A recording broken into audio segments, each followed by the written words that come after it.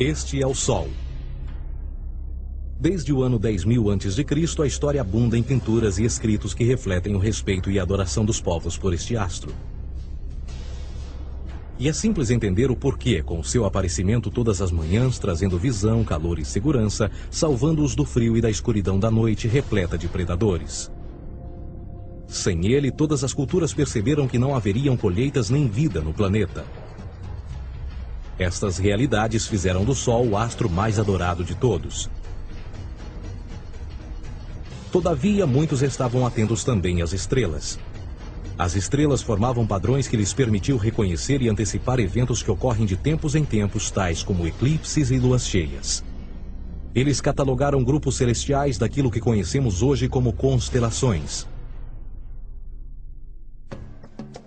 Esta é a Cruz do Zodíaco, uma das mais antigas imagens na história da humanidade. Ela representa o trajeto do Sol através das 12 maiores constelações no decorrer de um ano.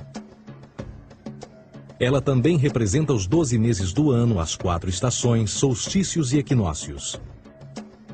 O termo zodíaco está relacionado com o fato das constelações serem antropomorfismos ou personificações, como pessoas ou animais. Por outras palavras, as primeiras civilizações não só seguiam o Sol e as estrelas, como também as personificavam através de mitos que envolviam seus movimentos e relações. O Sol, com seu poder de dar vida e de salvar, também foram personificados como se representasse um Criador ou um Deus. Deus Sol, a luz do mundo, o Salvador da humanidade. Igualmente, as 12 constelações representaram lugares de viagem para o Deus Sol e foram nomeados por elementos da natureza que aconteciam nesses períodos de tempo. Por exemplo, Aquários, o portador da água que traz as chuvas da primavera.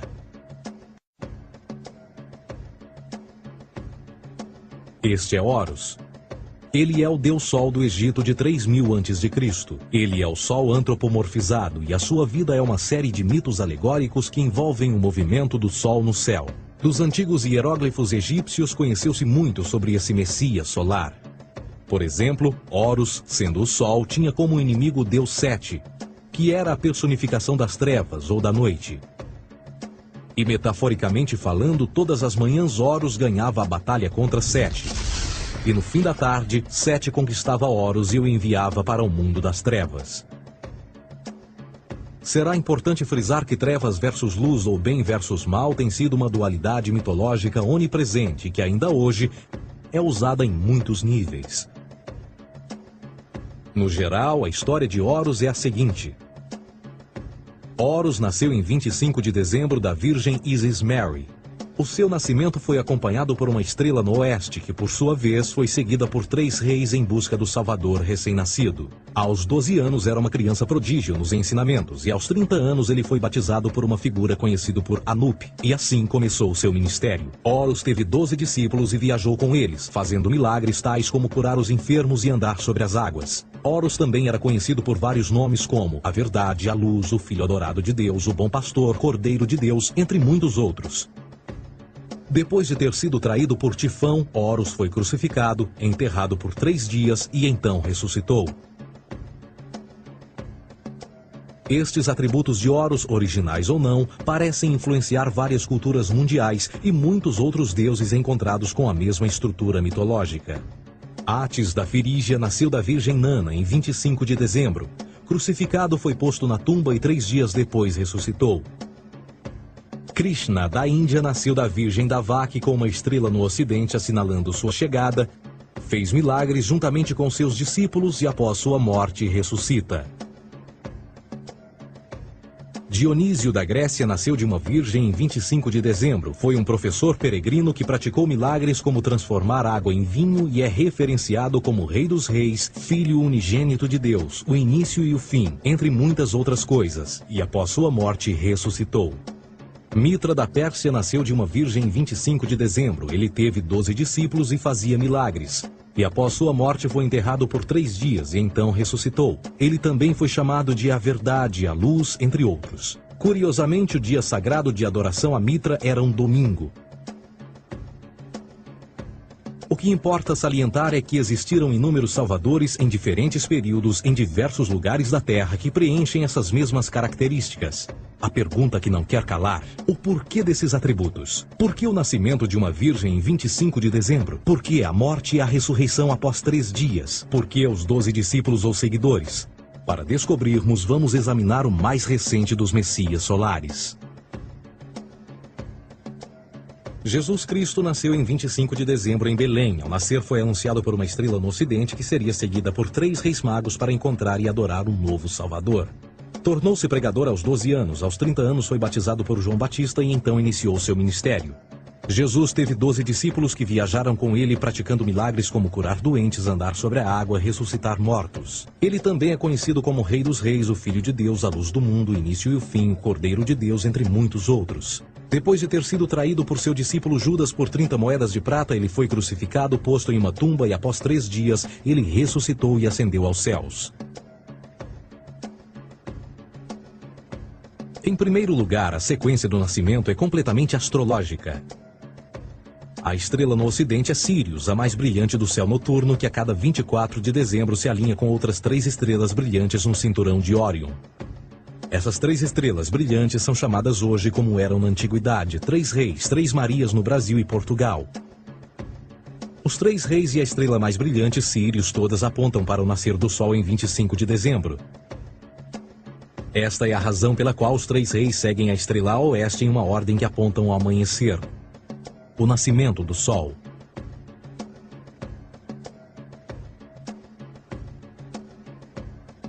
A Virgem Maria é a constelação de Virgo, também conhecida como Virgo, a Virgem. Virgo em latim significa virgem. Virgo também é conhecida como a casa do pão. E a representação de Virgo é uma virgem segurando um feixe de espigas de trigo. Esta casa do pão e o seu símbolo das espigas de trigo representa agosto e setembro, a época das colheitas. Por sua vez, Belém é a tradução ao pé da letra de a casa do pão. Belém também é a referência à constelação de Virgem, um lugar no céu, não na terra.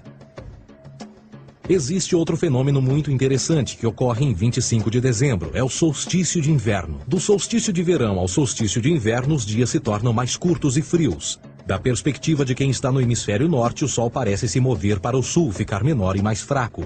O encurtamento dos dias e o fim das colheitas conforme se aproxima o solstício de inverno, simbolizando o processo de morte. Era a morte do Sol. Pelo 22º dia de dezembro, o falecimento estava completamente realizado e faz com que atinja seu ponto mais baixo no céu. Aqui algo curioso acontece. O Sol para de se mover por 3 dias.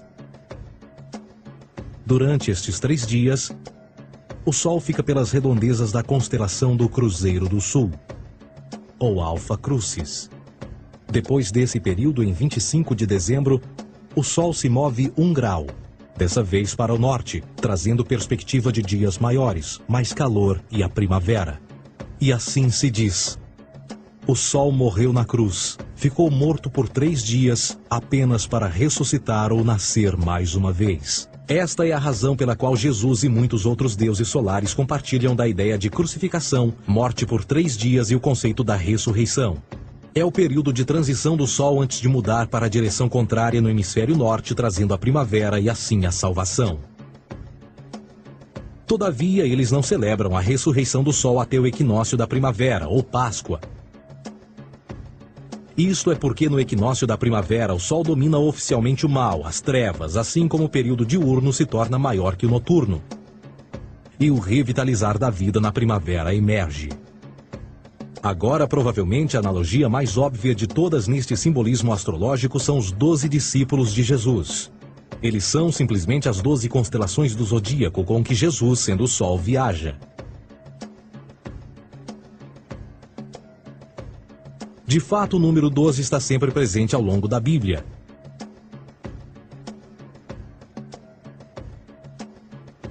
Voltando à cruz do zodíaco, o elemento figurativo da vida é o Sol.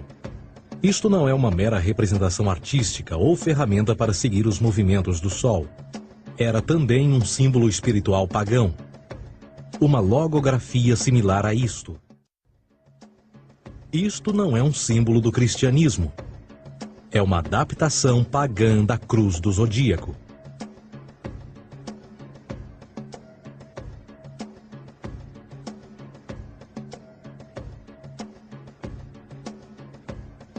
Esta é a razão pela qual Jesus, nas primeiras representações, era sempre mostrado com a sua cabeça na cruz. Jesus é o Sol, Filho de Deus, a luz do mundo. O Salvador a erguer-se, que renascerá, assim como o sol faz todas as manhãs. A glória de Deus que defende contra a força das trevas. Assim como renasce a cada manhã, e que pode ser visto através das nuvens, lá em cima nos céus, com a sua coroa de espinhos ou os raios de sol.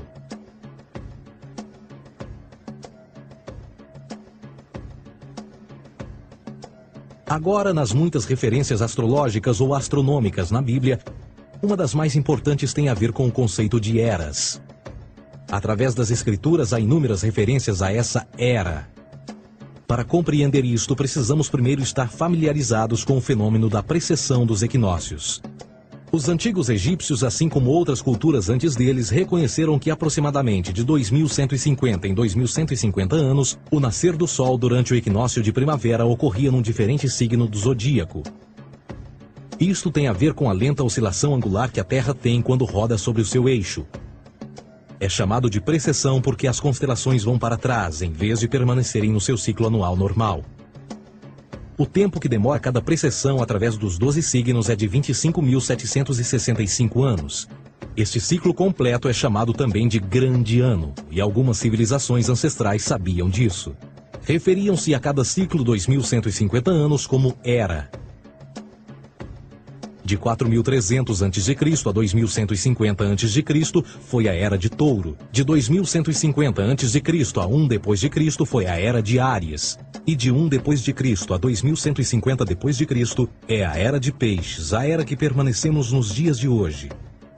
E por volta de 2150 entraremos na nova era, a Era de Aquários. Agora, a Bíblia refere-se por alto ao movimento simbólico durante 3 eras, quando se vislumbra já é uma quarta. No Velho Testamento, quando Moisés desce o Monte Sinai com os 10 mandamentos, ele está perturbado ao ver sua gente adorar um bezerro dourado. De fato, ele até partiu as pedras dos 10 mandamentos e disse a todos para se matarem uns aos outros para purgarem o mal. A maior parte dos estudiosos da Bíblia atribuem esta ira de Moisés ao fato de os israelitas estarem adorando a um falso ídolo, ou algo semelhante. A realidade é que o bezerro dourado é o Taurus, touro. E Moisés representa a nova era de Áries. Esta é a razão pela qual os judeus ainda hoje assopram com o chifre do carneiro. Moisés representa a nova era de Áries. E perante esta, todos têm de largar a velha. Outras divindades, tais como Mitra, marcam essa transição também. Um deus pré-cristão que mata o touro, na mesma linha simbólica. Agora Jesus é a figura portadora da era seguinte à de Áries, a era de Peixes. O simbolismo de peixes é abundante no Novo Testamento, assim como Jesus alimenta 5.000 pessoas com pão e 2 peixes. No início do seu ministério, enquanto caminhava ao longo da Galileia, conhece 2 pescadores que o seguem. Agora reflita se voltar a ver um adesivo em formato de peixe escrito Jesus na traseira dos carros. Poucos sabem o que aquilo no fundo representa. É um simbolismo astrológico pagão para o reinado do Sol durante a Era de Peixes. Jesus assumiu também que a data do seu nascimento é também a data do início desta era. Em Lucas 22:10, quando Jesus é questionado se a próxima passagem será depois de ele ir embora, Jesus responde: Eis que quando entrardes na cidade, encontrareis um homem levando um cântaro de água. Segui-o até a casa em que ele entrar. Esta escritura é de longe a mais reveladora de todas as referências astrológicas. O homem que leva um cântaro de água é Aquários, o portador de água, que é sempre representado com um homem despejando uma porção de água. Ele representa a era depois de Peixes, e quando o Sol, Filho de Deus, sair da era de Peixes, Jesus, entrará na casa de Aquários, e Aquário é antes de Peixes na precessão dos equinócios. Tudo o que Jesus diz é que depois da era de Peixes chegará a era de Aquário.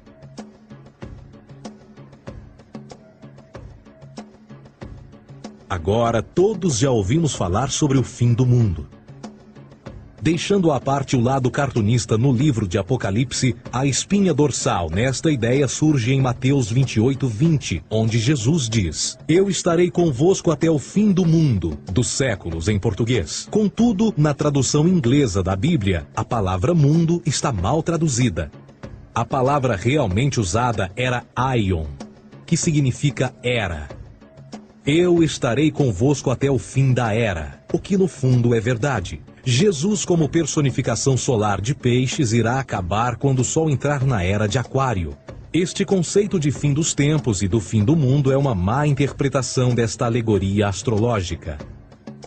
Vamos dizer que aproximadamente 100 milhões de brasileiros acreditam que o fim do mundo está próximo.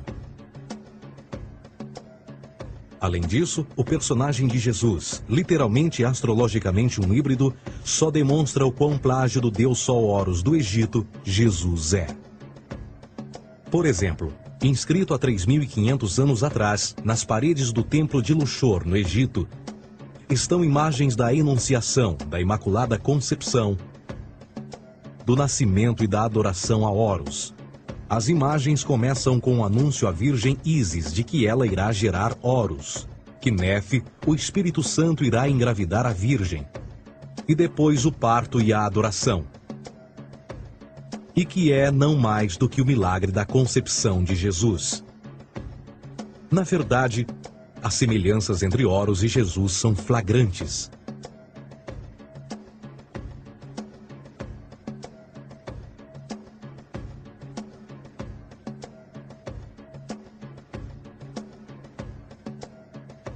E o plágio continua.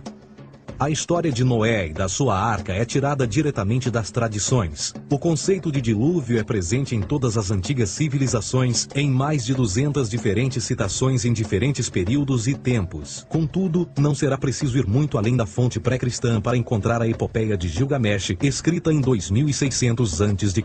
Esta história fala sobre grandes inundações ordenadas por Deus, uma arca com animais salvos e até mesmo o libertar e o retornar da pomba entram em concordância com a história bíblica, entre muitas outras semelhanças. E depois há a história plagiada de Moisés. Sobre o nascimento de Moisés, disse que ele foi colocado numa cesta de cana e lançado ao rio para evitar um infanticídio. Ele foi mais tarde salvo pela filha de um rei e criado por ela como um príncipe. Esta história do bebê numa cesta foi retirada do mito de Sargão de Acade por volta de 2250 a.C.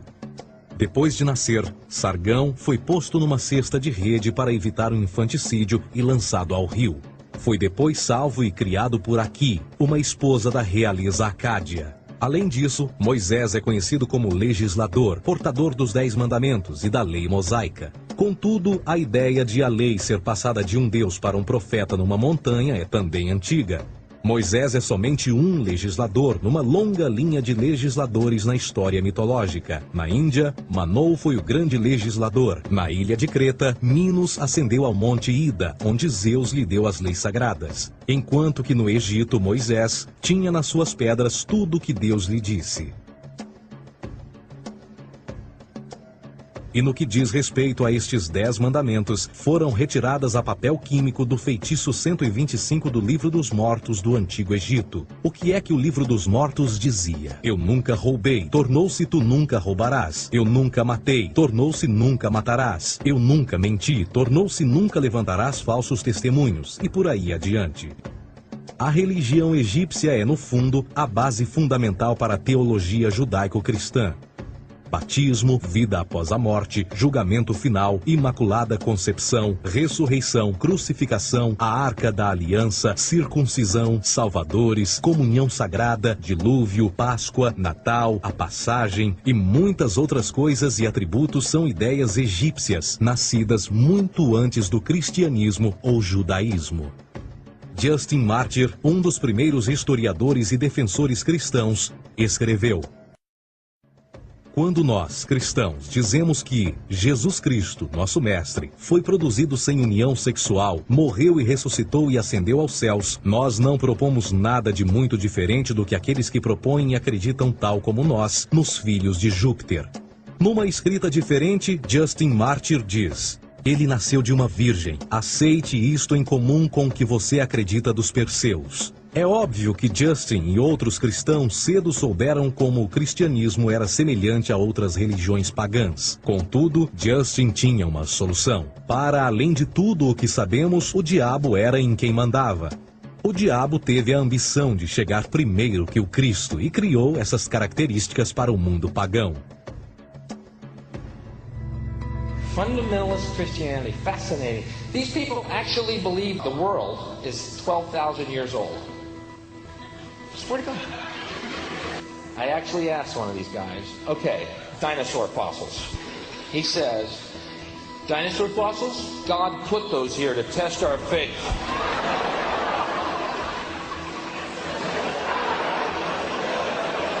I think God put you here to test my faith, dude. A Bíblia não é nada mais do que um híbrido literário astroteológico, tal como todos os mitos religiosos que os antecederam. De fato, o aspecto da transferência de atributos e umas personagens para as outras é facilmente reconhecida no próprio livro em si. No Antigo Testamento há a história de José. José era um protótipo de Jesus. José nasceu de um milagre, Jesus nasceu de um milagre. José tinha 12 irmãos, Jesus tinha 12 discípulos. José foi vendido por 20 pratas, Jesus foi vendido por 30 pratas. Irmão Judá sugere a venda de José. O discípulo Judas sugere a venda de Jesus. José começa os seus trabalhos aos 30, Jesus começa aos 30 também. Os paralelismos continuam. Além disso, haverá algum registro não bíblico da existência de mais alguém chamado Jesus, filho de Maria, que viajou com 12 seguidores e curou pessoas? Existiram muitos historiadores que viveram no Mediterrâneo durante esse mesmo período e até mesmo após a presumível morte de Jesus. Quantos desses historiadores fizeram relatos sobre a sua figura?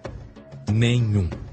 Porém, para sermos justos, não significa que os defensores da existência de Jesus nunca tenham reclamado o contrário. São particularmente 4 referidos como pioneiros sobre a teoria da existência de Jesus: Plínio o Jovem, Suetônio e Tácito. Cada uma das suas máximas consiste apenas em algumas frases em que, na melhor das hipóteses, se refere a Christus ou Cristo, e que na realidade não é um nome, mas sim uma titulação. A 4ª fonte é Joséfo, cujos documentos ficou provado terem sido falsificados séculos atrás e, para infortúnio da humanidade, por muitos ainda visto como verdadeiros. Poderá alguém ter se aproveitado das ideias renascer dos mortos, a ascensão ao reino dos céus e a prática de milagres e que a partir daí tenha começado a surgir nos registros históricos? Não, porque uma vez pesadas as evidências, há grandes probabilidades da figura conhecida como Jesus nunca sequer ter existido.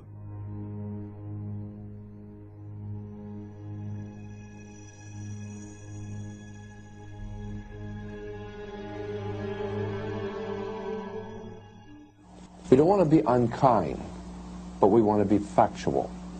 We don't want to cause hurt feelings, but we want to be academically correct in what we understand and know to be true. Christianity just is not based on truth.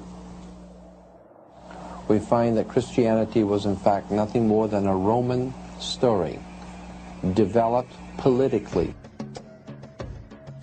A realidade consiste em que Jesus foi a divindade solar do setor gnosticista cristão e, tal como outros deuses pagãos, era uma figura mítica. Foi sempre o poder político que procurou monopolizar a figura de Jesus para controle social.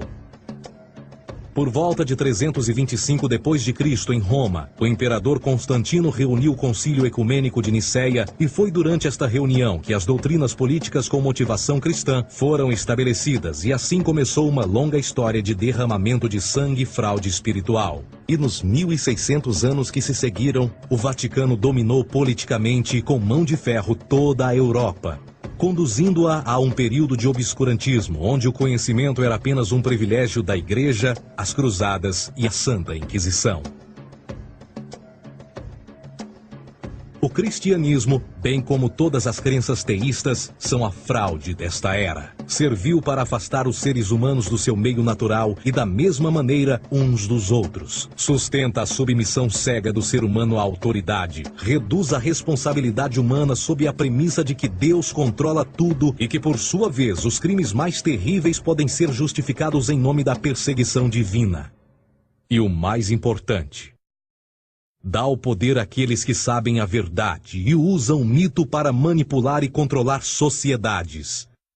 O mito religioso é o mais poderoso dispositivo já criado e serve como base psicológica para que outros mitos floresçam ou justifiquem.